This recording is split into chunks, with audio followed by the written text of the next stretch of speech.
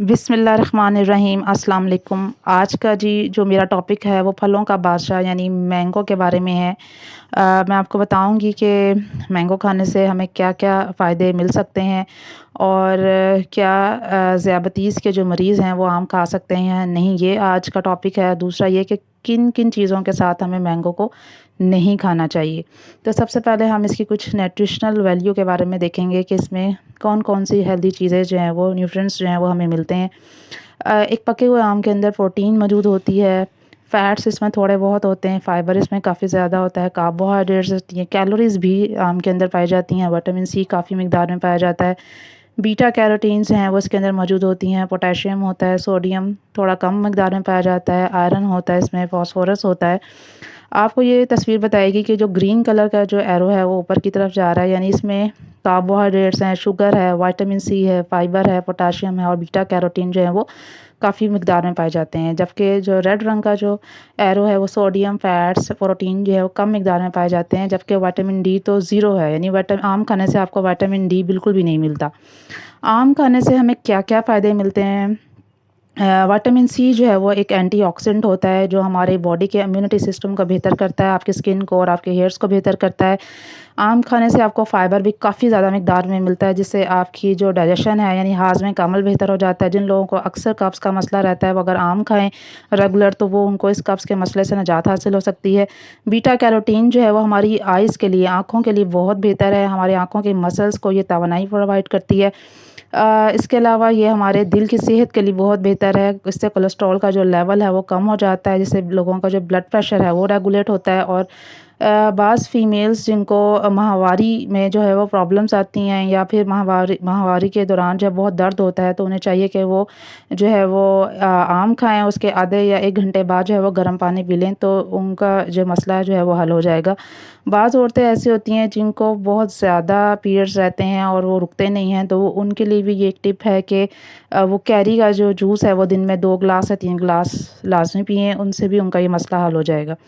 अ, अब मैं आपको बताऊँगी कि क्या शुगर के जो पेशेंट्स हैं वो इसको खा सकते हैं या नहीं। अगर हम लॉजिकली बात करें तो हम अगर शुगर के पेशेंट्स को कोई भी चीज़ खाने से रोकते हैं, तो सबसे पहले ये देखते हैं कि उसका ग्लाइसेमिक इंडेक्स क्या है और ग्लाइसेमिक लोड क्या है।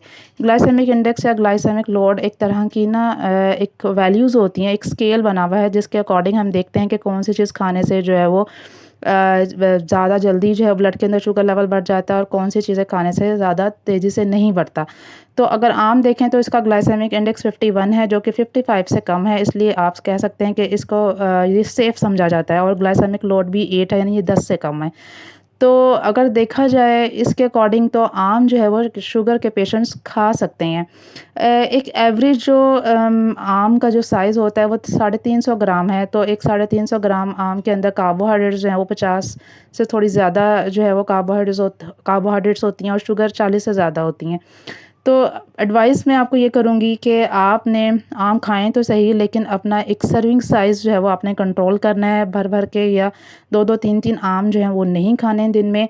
आपने जो शुगर पेशेंट होता है वो उसने अपनी एक सर्विंग साइज़ के अंदर 15 ग्राम से ज़्यादा कार्बोहाइड्रेट्स नहीं लेने।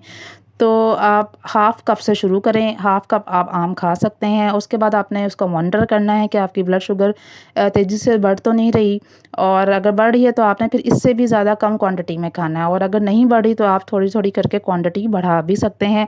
और एक और एडवाइस मैं आपको करूँगी स्पेशली जो है वो शुगर पेशेंट्स के लिए कि वो मैंगो के अंदर चूँकि प्रोटीन के जो अमाउंट है वो बहुत कम पाई जाती है, तो आप चाहें तो मैंगो के साथ आप कोई प्रोटीन वाली फूड ले सकते हैं, आप ग्रिल्ड चिकन ले सकते हैं या अंडा खा सकते हैं।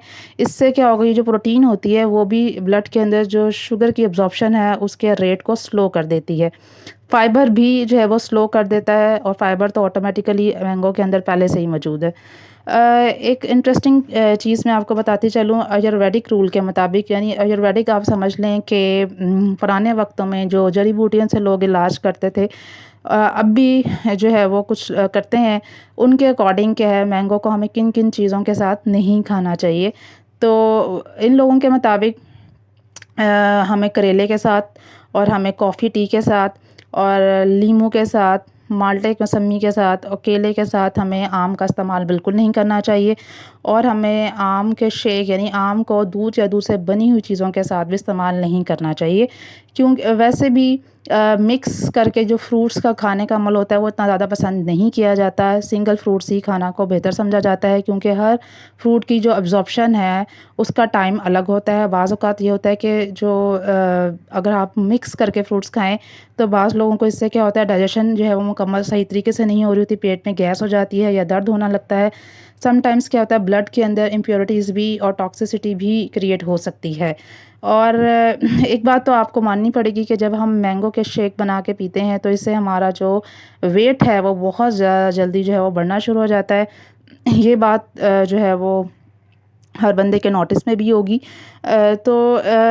ये आयुर्वेदिक रूल्स हैं और जो कि हमारी मॉडर्न साइंस बिल्कुल भी नहीं मानती। अब ये आपकी मर्ज़ी है कि आप इन रूल्स को जो है वो अप्लाई करें या ना करें।